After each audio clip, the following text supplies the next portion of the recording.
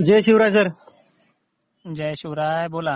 Sir आपला जो कालचा अंदाज आहे ना 19 सप्टेंबरचा, हम्म हम्म हम्म काल तंतोतंत खरा ठरला. विजांच्या कडकडाटासह जोरदार पाऊस आपल्या घनसोली तालुक्यात झाला. हम्म हम्म. आणि सर आजही कालच्या सारखीच गरमी जाणवत आहे. तर आज कोणकोणत्या ठिकाणी पडू शकतो त्याबद्दल सुद्धा माहिती द्या. आणि विशेष पाऊस कधी थांबणार अनेक शेतकरी आपल्याला कमेंटद्वारे विचारत आहे, त्याबद्दल सुद्धा माहिती द्या. नक्कीच.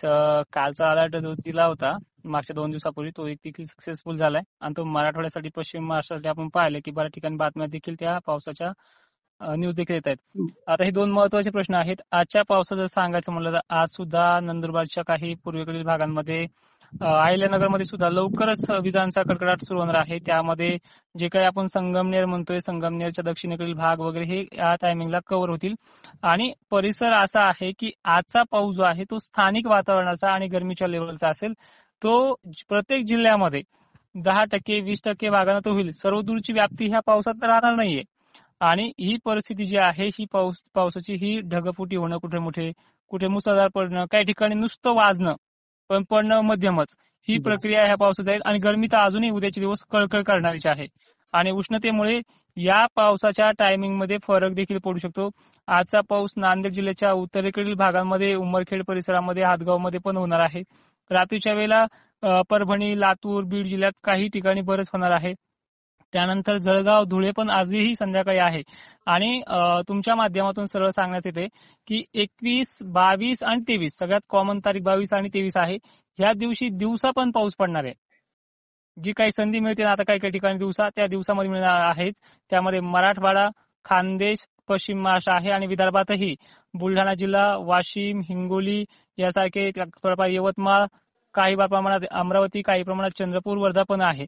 इकडे जळगाव, जे काही वरचे भाग आहेत, धुळे, नाशिक क्षेत्र, छत्रपती संभाजीनगर तर आहेच, पण जालना, अहिल्यानगर, सांगली, सोलापूर, पुणे सह भाग आहे. आणि आता तुमचा दुसरा प्रश्न की पाऊस जाणार कधी, तर पाऊस जाण्यासाठी आपण त्यांना सरळ सांगितलंय की 28 तारखेपर्यंत हा पावसाचा जोर जास्त आहे. मध्यंतरी 24 आणि 25 ला थोडा कमी होईल, कारण की पश्चिमी वारे जोराने वाहणार आहेत. कारण की एक बंगालच्या उपसागरात एक लो प्रेशर बनते, त्याचा धुमाकूळ परत 28 ला आहे. आणि तो पाऊस थोडा कमी होतो. नंतर दसऱ्यानंतर हा पाऊस जाईल. पण त्या प्रमाणामध्ये सुद्धा ह्या आठवड्यात सुद्धा पाऊस जास्त आहे. तुम्हाला एक सल्ले पण देईल मी ढवळे सर याच्यामध्ये, हा सर. की यामध्ये काय करा, ज्यांना पाणी भरपूर झालंय, बंधारे वगैरे भरलेत आणि अलर्टही त्या भागामध्ये आहेच, पण ह्या भागातल्या शेतकऱ्यांनी काय करायचे, आपले शेततळे जे आहेत हे कमी करायचे. 70% च्या आसपास ते ठेवायचे आहेत. 80% किंवा 80% तरी चालतील, पण 100%, 90% भरून ठेवू नका. बरोबर. कारण की तुमचं आणि तुमच्या इतरांचं शेत देखील ह्या एखाद्या वेळेस रात्री ढगफुटी झाली तर या भागामध्ये जाऊ शकतो आणि 100% ठिकाणी होणार नाहीये. हे काही भागात होईल, त्याचं नुकसान होईल म्हणून ही पूर्वकल्पना आहे. या अलर्टचं आपण फक्त पालन करायचंय. काही अजून महत्वाचे प्रश्न असतील तर घेऊ शकता. नाही नाही सर, म्हणजे पाऊस पूर्णपणे कधी थांबणार? कारण काय आहे ना, आता जे नंतर येणार आहे आपली सोयाबीन काढणी सुरू होणार आहे, हं. शेतकऱ्यांना एकच चिंता पडली की पाऊस थांबणार कधी आणि सोयाबीन काढणी कधी सुरू होणार? हे पहा, पाऊस 100% बंद नसतो. तो उन्हाळ्यातही पडतो, दिवाळीमध्येही पडणार आहे. तुम्हाला जी सांद पाहिजे ना, संधी पाहिजे ना, ती दसऱ्यानंतर आहे. बरेचसे कांदा उत्पादकांचे देखील फोन आले, त्यांना 28 तारखेपर्यंत मी सल्ला दिलाच नाहीये. 28चं जे काही प्रमाण आहे चक्रीवादळाचं ते आपण तेवढं जाऊ द्या. नंतर तुमची जे काही कामं असतील ते करा. आणि तुम्हाला सरळ सांगतो 2 ऑक्टोबर पर्यंत निश्चिंत कामं करतील अशी संधी आहे. 28च्या पुढे पाऊस कमी कमी होत चाललेला आहे. 28 तारीख फिक्स आहे, 29ही राहणार आहे. पण 28च्या नंतर म्हणजे 29 ते 30 तारखेनंतर तुम्हाला संधी मिळत जाईल. पण चांगली संधी ही दसऱ्यानंतरच आहे.